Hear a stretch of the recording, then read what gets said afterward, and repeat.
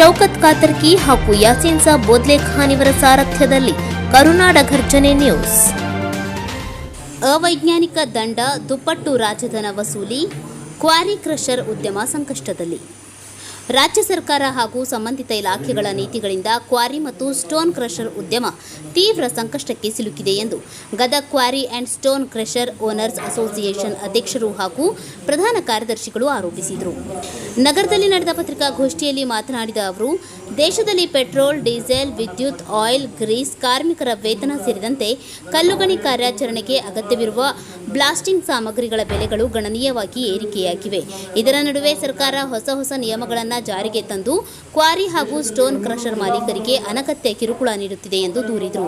ಪ್ರತಿ ವರ್ಷ ಗಣಿ ಮತ್ತು ಭೂವಿಜ್ಞಾನ ಇಲಾಖೆ ವತಿಯಿಂದ ಕ್ವಾರಿ ಹಾಗೂ ಕ್ರಷರ್ಗಳ ಆಡಿಟ್ ನಡೆಸಿ ವರದಿ ನೀಡಲಾಗುತ್ತದೆ. ಆದರೆ ಆ ವರದಿಗಳ ಬೆಲೆ ನೀಡದೆ ಕೆಎಸ್ಆರ್ಎಸ್ಎಸಿ ಸಂಸ್ಥೆಯ ಡ್ರೋನ್ ಸರ್ವೆ ವರದಿಯನ್ನು ಆಧರಿಸಿ ಒನ್ ಟೈಮ್ ಸೆಟಲ್ಮೆಂಟ್ ಹೆಸರಿನಲ್ಲಿ ಭಾರೀ ಪ್ರಮಾಣದ ದಂಡದ ನೋಟಿಸ್ಗಳನ್ನು ನೀಡಲಾಗುತ್ತಿದೆ. ಇದರಿಂದ ಉದ್ಯಮಿಗಳು ಆರ್ಥಿಕ ಸಂಕಷ್ಟಕ್ಕೆ ಸಿಲುಕಿದ್ದಾರೆ ಎಂದು ಹೇಳಿದರು. 2005-6ರಿಂದ 2024ರವರೆಗೆ ಸುಮಾರು 18 ವರ್ಷಗಳ ಹಿಂದಿನ ಮಾಹಿತಿಯನ್ನು ಆಧರಿಸಿ ಸಿದ್ಧಪಡಿಸಿರುವ ಡ್ರೋನ್ ಸರ್ವೆ ವರದಿಗಳ ಆಧಾರದ ಮೇಲೆ ಈಗಿನ ಮಾಲೀಕರಿಗೆ ದಂಡ ವಿಧಿಸುವುದು ಎಷ್ಟರ ಮಟ್ಟಿಗೆ ನ್ಯಾಯಸಮ್ಮತ ಎಂಬ ಪ್ರಶ್ನೆಯನ್ನು ಅವರು ಎತ್ತಿದರು. ಇದಲ್ಲದೆ ಸರ್ಕಾರ ಒಂದು ಕಡೆ ಕ್ವಾರಿ ಮಾಲೀಕರಿಂದ ರಾಜಧನ ವಸೂಲಿ ಮಾಡುತ್ತಿದ್ದು, ಮತ್ತೊಂದು ಕಡೆ ಸರ್ಕಾರಿ ಕಾಮಗಾರಿಗಳ ಗುತ್ತಿಗೆದಾರರಿಂದಲೂ ಅದೇ ವಸ್ತುಗಳಿಗೆ ರಾಜಧನ ಸಂಗ್ರಹಿಸುತ್ತಿದೆ. ಇದು ಅವೈಜ್ಞಾನಿಕ ಹಾಗೂ ಅನ್ಯಾಯಕರ ಕ್ರಮವಾಗಿದೆ ಎಂದು ಅಸೋಸಿಯೇಷನ್ ಆರೋಪಿಸಿದೆ. ಸರ್ಕಾರದ ಈ ನೀತಿಗಳ ಪರಿಣಾಮವಾಗಿ ಜಲ್ಲಿ ಸೇರಿದಂತೆ ಕಲ್ಲು ಆಧಾರಿತ ನಿರ್ಮಾಣ ಸಾಮಗ್ರಿಗಳ ಉತ್ಪಾದನಾ ವೆಚ್ಚ ಹೆಚ್ಚಾಗಿದ್ದು, ಬೆಲೆ ಏರಿಕೆ ಅನಿವಾರ್ಯವಾಗಿದೆ. ಈ ಸಂಕಷ್ಟವನ್ನು ಸಾರ್ವಜನಿಕರು ಹಾಗೂ ಗ್ರಾಹಕರು ಅರ್ಥ ಮಾಡಿಕೊಳ್ಳಬೇಕೆಂದು ಅಸೋಸಿಯೇಷನ್ ಮನವಿ ಮಾಡಿದೆ. ಪತ್ರಿಕಾಗೋಷ್ಠಿಯಲ್ಲಿ ಅಸೋಸಿಯೇಷನ್ನ ವಿವಿಧ ಪದಾಧಿಕಾರಿಗಳು ಹಾಗೂ ಸದಸ್ಯರು ಉಪಸ್ಥಿತರಿದ್ದರು. ನೀವು ನೋಡ್ತಾ ಇದ್ದೀರಾ ಕೆಜಿ ನ್ಯೂಸ್ ಗದಗ. ನಮಗೆ ಒಬ್ಬೊಬ್ಬರಿಗೆ 4-5 ಕೋಟಿ 10 ಕೋಟಿ 20 ಕೋಟಿ ಹಿಂಗೆ ದಂಡ ಇದನ್ನು ಮಾಡಿದ್ದಾರೆ. ಯಾಕಂದರೆ ನಾವು ಪ್ರತಿ ಸಲನೂ ಪ್ರತಿಯೊಂದು ಮೆಟೀರಿಯಲ್ಗೂ ಕೂಡ ನಾವು ಮುಂಗಡ ರಾಜಧಾನ ಕಟ್ಟಿ ರಾಯಿತಿ ತೆಗೆದು ಸಾಗಾಣಿಕೆ ಮಾಡಿರ್ತೀವಿ. ಅದರನ್ನಾಗಿ ಸರ್ಕಾರಿ ಕಾಮಗಾರಿಗಳಲ್ಲಿ ಕೂಡ ಅದನ್ನು ಬಿಲ್ ಕೊಡಬೇಕಾದ್ರೆ ರಾಯಿತಿ ಕಟಾವು ಮಾಡಿಕೊಂಡು ಬಿಲ್ ಕೊಟ್ಟಿರ್ತಾರೆ. ಇಷ್ಟಾಗಿಯೂ ನಮ್ಗೆ ರಾಯಿತಿ ಇನ್ನು ಸಂದಾಯ ಆಗಿಲ್ಲ, ನಿಮ್ಮದು ಕಡಿಮೆ ಬಂದಿದೆ ಅಂತ ಹೇಳ್ಬಿಟ್ಟು ಇವತ್ತು ನಮ್ಗೆ ದಂಡವನ್ನು ವಿಧಿಸಿರ್ತಾರೆ. ಇದು ಅಮಾನವೀಯ. ಯಾಕಂದರೆ ಇದನ್ನು ನಾವು ಖಂಡಿಸ್ತೀವಿ. ಇದನ್ನು ಒಂದು ವೇಳೆ ಸರ್ಕಾರದವರು ಇದನ್ನು ನಮಗೆ ಇದನ್ನು ಮಾಡಲಿಲ್ಲ ಅಂದರೆ, ನಮ್ಮ ದಂಡನ ಮಾಫ್ ಮಾಡಲಿಲ್ಲ ಅಂದರೆ ಮುಂದೊಂದು ದಿನ ಕ್ರಷರ್ ಟೋಟಲಿ ಎಲ್ಲ ಕ್ಲೋಸ್ ಮಾಡಿ ಮುಷ್ಕರಕ್ಕೆ ಇಳಿಯುವಂಥ ಪರಿಸ್ಥಿತಿ ಬಂದೊದಗಿದೆ. ಇವತ್ತು ಇದೇ ಈಗ ಒಂದು 2-3 ತಿಂಗಳಲ್ಲೇ ವಿಪರೀತ ಡೀಸೆಲ್ ರೇಟ್ಗಳು ಹೆಚ್ಚಾದವು, ಪೆಟ್ರೋಲ್ ರೇಟ್ಗಳು ಹೆಚ್ಚಾದವು. ಅಷ್ಟಾಗಿಯೂ ನಾವು ಏನೋ ಒಂದು ಮ್ಯಾನೇಜ್ ಮಾಡ್ಕೊಂಡು ಬಂದಿದ್ವಿ, ಆದರೆ ಈಗ ಆಗ್ತಾ ಇಲ್ಲ. ಹಾಗಾಗಿ ನಾವು ಈಗ 8-9 ಇದನ್ನು ಕ್ರಷರ್ ಮತ್ತು ಕ್ವಾರಿ ಕ್ಲೋಸ್ ಮಾಡಿ ನಾವು ಮುಂದಿನ ತೀರ್ಮಾನ ಮತ್ತು 10ನೇ ತಾರೀಕಿಂದ ಎಲ್ಲ ದರಗಳ ಪರಿಷ್ಕರಣೆ ಮಾಡಿ 10ರಿಂದ 15% ದರನ ನಾವು ಹೆಚ್ಚು ಮಾಡಬೇಕಂತ ಈಗಾಗಲೇ ನಮ್ಮ ಸಂಘದವರೆಲ್ಲ ನಾವು ತೀರ್ಮಾನಿಸಿದ್ದೇವೆ.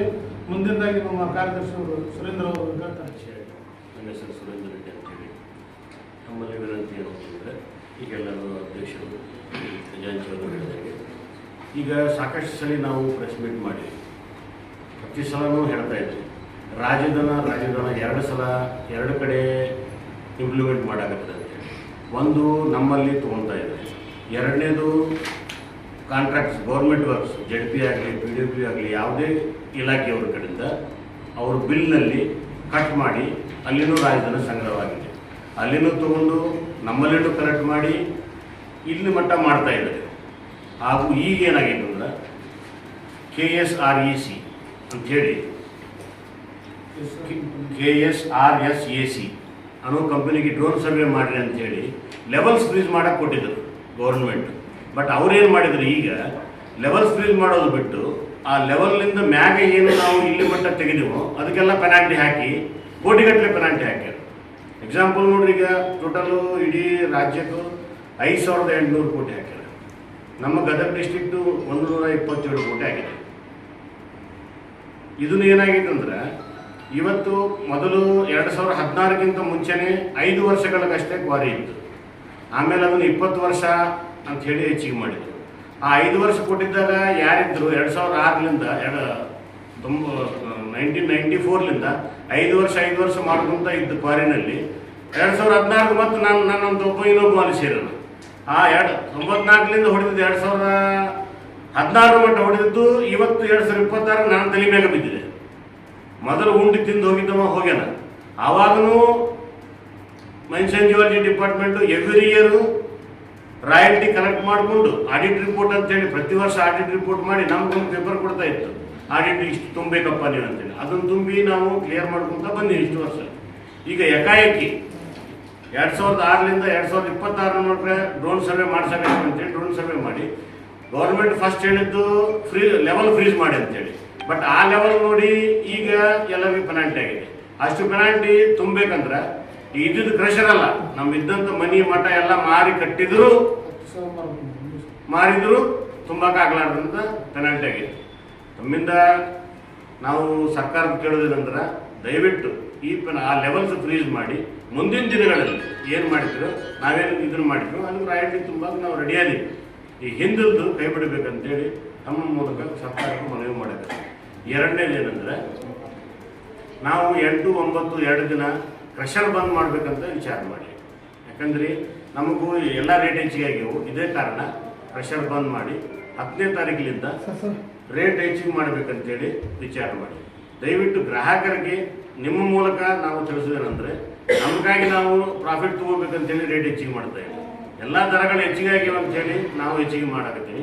ದಯವಿಟ್ಟು ಗ್ರಾಹಕರು ನಮ್ಮ ಮಂದಿಗೆ ಸಹಕರಿಸಬೇಕಂತೇಳಿ ವಿನಂತಿ. ಧನ್ಯವಾದ. ಓನ್ಲಿ ಗದಗ ಡಿಸ್ಟ್ರಿಕ್ಟ್ ದಂಡದ ರೂಪದಲ್ಲಿ 28 ಕ್ರಷರ್ ಅದಾವ.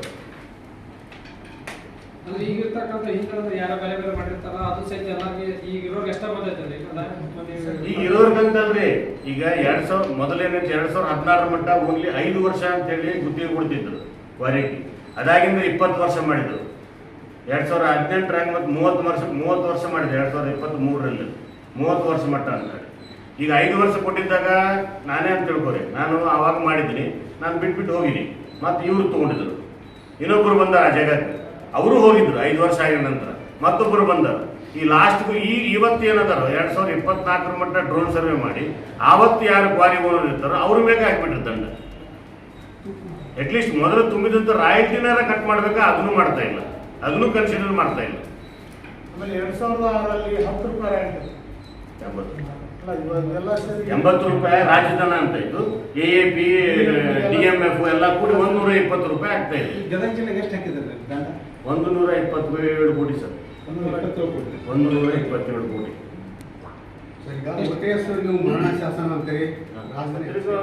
ಮಾಧ್ಯಮ ಮಿತ್ರರು ಏನು ಮಾಡ್ತಾರಲ್ಲ ಅಕ್ರಮ ಗಣಿಗಾರಿಕೆ ಅಂದ್ಬಿಡ್ತೀರಿ. ಅಕ್ರಮ ಅಂತ ಒಂದು ಇಲ್ಲ. ದಯವಿಟ್ಟು ನೀವು ಬರ್ರಿ, ನಮ್ಮ ಅಧ್ಯಕ್ಷರ ನಂಬರ್ ಇತ್ತು, ಕಾರ್ಯದರ್ಶಿ ನಂಬರ್ ಇತ್ತು. ನೀವು ಎಲ್ಲಿ ಅಕ್ರಮ ಇತ್ತು, ಈ ಕ್ವಾರಿ ಅಕ್ರಮ ನಡೆಯಾಕತ್ತದು ಅಂತ ಹೇಳಿದ್ರೆ ನಾವು ಬರ್ತೀವಿ. ಎಸ್ಪೆಷಲಿ ಬಿಲ್ಡಿಂಗ್ ಸ್ಟೋನ್ ಹೇಳಾಕತ್ತೀನಿ ನಾನು, ನೀವು ಬೇರೆ ಬೇರೆದು ನಮ್ಗೆ ಹಚ್ಚಬೇಡ. ಬಿಲ್ಡಿಂಗ್ ಸ್ಟೋನ್ ಒಂದು ಎಲ್ಲ ಹೇಳ್ತೇನೆ. ಒಂದು ಬಿಲ್ಡಿಂಗ್ ಸ್ಟೋನ್ ಅಂತೂ ಅಕ್ರಮ ಗದಗಿನಾಗ ಇಲ್ಲ. ಎರಡನೇದು ನೀವು ಅಂದಿರಲಿಲ್ಲ ಲೋಡು ಓವರ್ಲೋಡ್ ಹಾಕತ್ತಂತೇಳಿ, ಲಾಸ್ಟ್ ಮೀಟಿಂಗ್ನಾಗೂ ಹೇಳಿದ್ದು ನಾನು. ಈಗ ಎಲ್ಲ ಡಿಪಾರ್ಟ್ಮೆಂಟು ನಮ್ಗೆ ಸ್ವಲ್ಪ ಸಹಕಾರ ಮಾಡಿದ್ರೆ ನಾವು ಮುಂದುವರಿತೀವಿ. ನೀವು ಯಾಕೆ ಹಾಕ್ತೀರಿ, ನೀವು ಹಾಕಿದ್ದಲ್ಲೇ ತೊಗೊಂಡು ಹೋಗ್ತಿರಲ್ಲ ಅಂತ ನೀವು ಅಂತೀರಿ. ಹೊಲದ ಮಗ್ಗಲ್ದವ್ರು ಕಾಟ ನಮ್ಗೆ ಇರ್ತದೆ, ಅವ್ರೇ 4 ಟಿಪ್ಪರ್ 5 ಟಿಪ್ಪರ್ ಅದವ್ರು. ನೀವು ಓವರ್ಲೋಡ್ ತುಂಬಿಲ್ಲ ಅಂದ್ರೆ ನಿನ್ನ ಕ್ರಷರ್ ಬಂದಂತ ನಾವೇನು ಮಾಡಬೇಕು?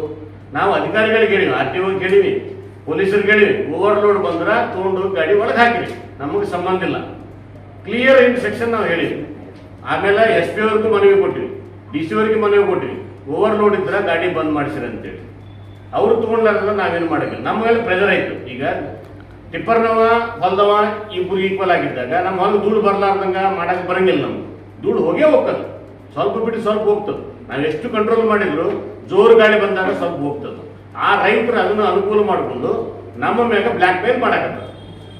ನಾವು ದುಡ್ಡು ಕೊಡ್ತೀವಿ ಅವ್ರಿಗೆ, ಪ್ರತಿ ವರ್ಷ ಲವಣಿ ಅಂತೇಳಿ ದುಡ್ಡು ಕೊಡ್ತೀವಿ, ಪ್ಲಸ್ ಮೆಟೀರಿಯಲ್ಲು ಕೊಡಬೇಕು. ಈಗ ಅದನ್ನೇ ಹೇಳ್ತೀವಿ ನೋಡ್ರಿ, ಈ ಮಕ್ಕಳ ಹೊಲದವ್ರದ್ದು ಹೊರಗೆ ನಾವು 500 ರೂಪಾಯಿ ಮಾಡಿದ್ರೆ ಅವ್ರಿಗೂ 25 ರೂಪಾಯಿ ಕಮ್ಮಿ ಮಾಡಿ ಕೊಡಕತ್ತೀವಿ ರೇಟನ್ನು. ನಮ್ಮ ತೊಂದರೆ ಹಿಂಗದಾವ. ನಾವು ಓವರ್ಲೋಡ್ ನಮ್ಗೆ ಸಂಬಂಧ ಇಲ್ಲ ಸರ್.